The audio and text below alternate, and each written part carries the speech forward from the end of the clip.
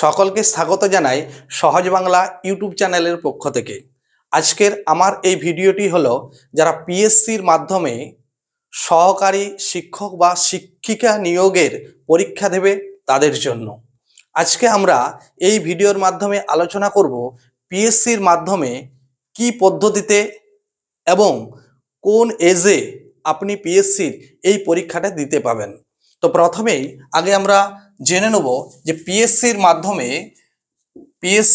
মাধ্যমে যে শিক্ষক বা শিক্ষিকা নিয়োগ হবে সেই সংক্রান্ত প্রথম যে নোটিফিকেশনটি বের হয়েছিল সেটি হলো 31শে ডিসেম্বর 2024 সাল, অর্থাৎ আগের বছর এই প্রথম নোটিফিকেশনটি বের হয়। এই নোটিফিকেশন থেকে আমরা যে তথ্যগুলো পেয়েছি সেগুলি হলো যে বাংলা এবং ইংরেজি মাধ্যমের যে স্কুলে বিভিন্ন বিষয়ের সহকারী শিক্ষক এবং শিক্ষিকা নিয়োগ হবে এবং সেখানে কিন্তু কবে পরীক্ষা হবে এই বিষয়টা কিন্তু উল্লেখ করা থাকেনি।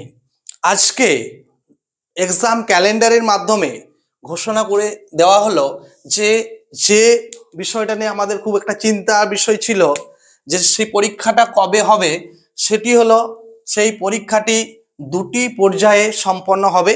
সেটি হচ্ছে প্রথম যে পরীক্ষাটি হবে সেটি হচ্ছে 14ই সেপ্টেম্বর 2025 সালে একটি পরীক্ষা হবে, আর দ্বিতীয় পর্যায়ের পরীক্ষাটি হবে অর্থাৎ দ্বিতীয় পরীক্ষাটা হবে 20 সেপ্টেম্বর 2025, অর্থাৎ যে সহকারী শিক্ষক এবং সহকারী শিক্ষিকা যে নিয়োগ পরীক্ষা হবে, সহকারী শিক্ষক নিয়োগের পরীক্ষাটি হবে 14ই সেপ্টেম্বর এবং সহকারী শিক্ষিকা নিয়োগের পরীক্ষাটি হবে 20 নভেম্বর। এ হলো পরীক্ষার ডেট। এবার আমরা এখান থেকে আমরা যে বিষয়গুলো আজকে আমরা আলোচনা করব সেগুলি হলো, কিন্তু সমস্ত তথ্যগুলো আমাদের সর্বশেষ যে 2015 সালে পিএসসির যে সর্বশেষ পরীক্ষা হয়েছিল সেই পরীক্ষার বেসিসেই, অর্থাৎ সেখান থেকে আমরা যে তথ্যগুলো পেয়েছি সেই তথ্যের বেসিসে আমরা বিষয়গুলোকে আলোচনা করব।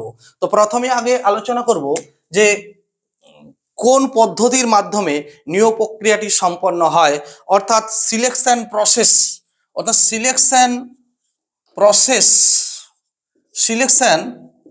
প্রসেসটা কি, অর্থাৎ কোন সিলেকশন পদ্ধতিতে সিলেকশনটা করা হয়ে থাকে, অর্থাৎ সিলেকশন প্রসেস বা পদ্ধতি নিয়ে আমরা প্রথমে আলোচনা করব। তো প্রথমেই সিলেকশন যে প্রসেস সেটি হলো, এটি দুটি পর্যায়ে সম্পন্ন হয়। সেটি হচ্ছে এক হচ্ছে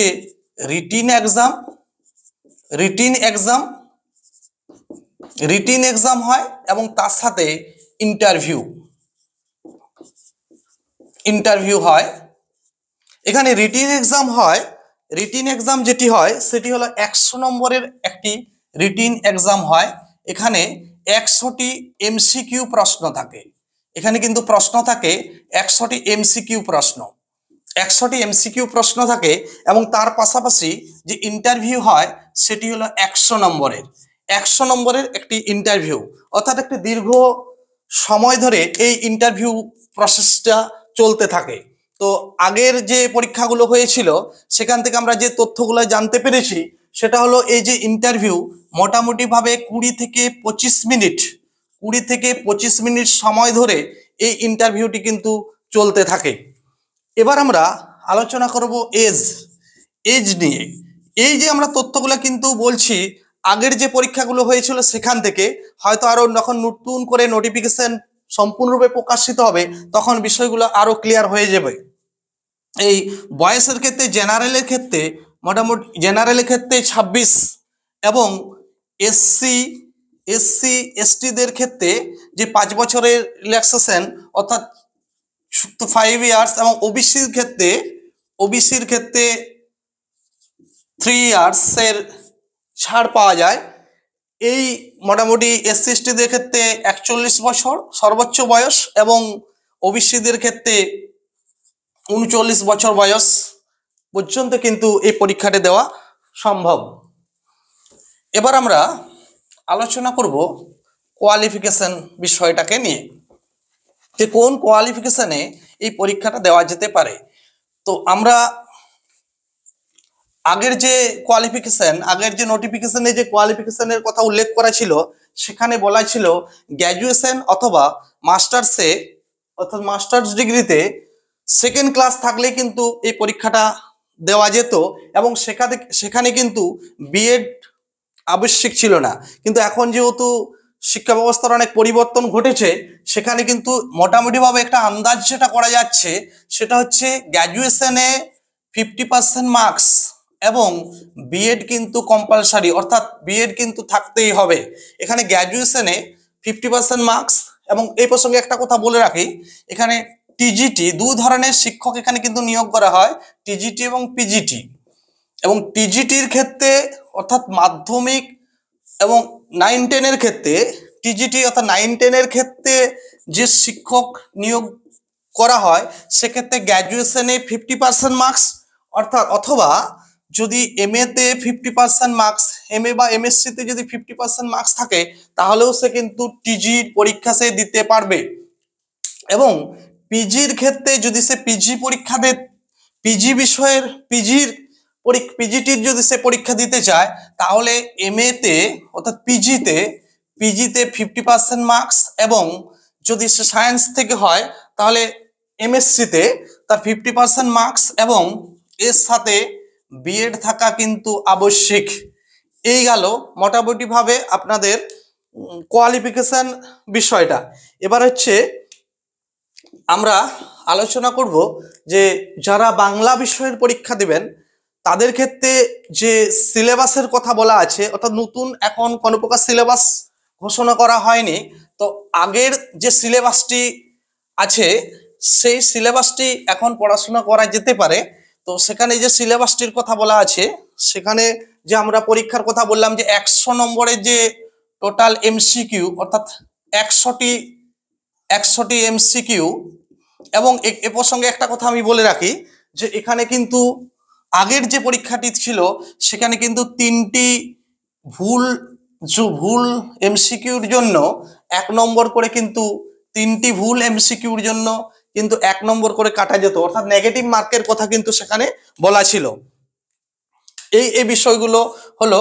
আর যে বিষয়টা আমরা বলছিলাম যে সিলেবাসের কথাটা, যে বাংলার ক্ষেত্রে বিশেষত যারা বাংলা বিষয়ের পরীক্ষা দেবেন তাদের ক্ষেত্রে যে সিলেবাস সেটি হলো, এখানে যে সিলেবাসের কথা বলা ছিল, যেটা আমরা আগের নোটিফিকেশন থেকে যে বিষয়টা আমরা জানি, সর্বশেষ যে 2015 সালের পিএসসি যে পরীক্ষা হয়েছিল সেখান থেকে আমরা যে বিষয়গুলো জানি সেটি হচ্ছে পাঠ্য বই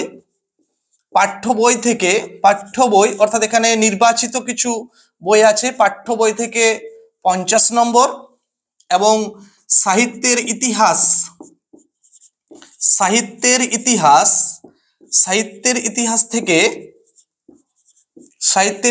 থেকে 25 নম্বর, 25 মার্কস, এবং ব্যাকরণ থেকে 25 নম্বর, অর্থাৎ টোটাল 100 নম্বরের পরীক্ষা কিন্তু বাংলাতে দিতে হয়েছিল বিগত যে পরীক্ষাটি হয়েছিল। তো এখন আমাদের একটা মনের মধ্যে প্রশ্ন জাগছে যে তাহলে এখন আমরা কোন বিষয়টাকে নিয়ে পড়াশোনা করব, যেহেতু পাঠ্য বইয়ের ক্ষেত্রে অর্থাৎ নির্বাচিত যে সমস্ত উপন্যাস, গল্প, এই বিষয়গুলো আছে এগুলোর আংশিক পরিবর্তন আসতে পারে। তাই এই মুহূর্তে আমরা বলতে পারি যে সাহিত্যের যে ইতিহাস এবং ব্যাকরণ অংশ যে বিষয়গুলো আছে এই বিষয়গুলোকে আমরা পড়াশোনা শুরু করতে পারি। অবশ্যই আমরা এই বিষয়গুলোকে নিয়ে কিন্তু পড়াশোনা শুরু করতে পারি, যেহেতু আমাদের যে পরীক্ষার ডেট ঘোষিত হয়ে গেছে সেখানে আমাদের যেহেতু সময় খুব একটা বেশি নেই, অর্থাৎ 30x8 অর্থাৎ 8 মাস 240 দিন, প্রায় এই 240 দিনের মধ্যে কিন্তু আমাদেরকে বিষয়গুলোকে রেডি করে নিতে হবে। কারণ আমাদের পরীক্ষার ডেট সেটা হচ্ছে 14 সেপ্টেম্বর 2025 এবং 20 সেপ্টেম্বর 2025, এই দুটো দিন খুবই গুরুত্বপূর্ণ। এই ডেটের মধ্যে কিন্তু আমাদের যদি পরীক্ষা হয় তাহলে কিন্তু এখন থেকে আমাদের প্রিপারেশন একটা কিন্তু নিয়ে নিতে হবে। তো আপনারা যদি এই সাহিত্যের ইতিহাস এবং ব্যাকরণ অংশের প্রিপারেশন শুরু করতে চান, তাহলে আমার ডেসক্রিপশনে আমি এই বিষয়ক অনেক ভিডিও দেওয়া আছে, আমি সেই লিঙ্ক ডেসক্রিপশনের মধ্যে দিয়ে দেব। আপনারা প্রয়োজন হলে এই ভিডিওগুলো কিন্তু আপনারা দেখতে পারেন। সেটি হলো সাহিত্যের ইতিহাস এবং ব্যাকরণ। এবং আপনারা কোন ধরনের আলোচনা, আমি পিএসসির সম্পূর্ণ বাংলা, বিশেষত পিএসসির সম্পূর্ণ বাংলা যে সিলেবাসটি, এই বাংলা সিলেবাসটি আমি সম্পূর্ণ আলোচনা করে দেব। আপনাদের যদি এই আলোচনাটা ভালো লাগে তাহলে অবশ্যই লাইক কমেন্ট করবে, এবং কোন ধরনের আলোচনা তোমরা চাইছো সেটা অবশ্যই কমেন্ট সেকশনে উল্লেখ করবে। ধন্যবাদ।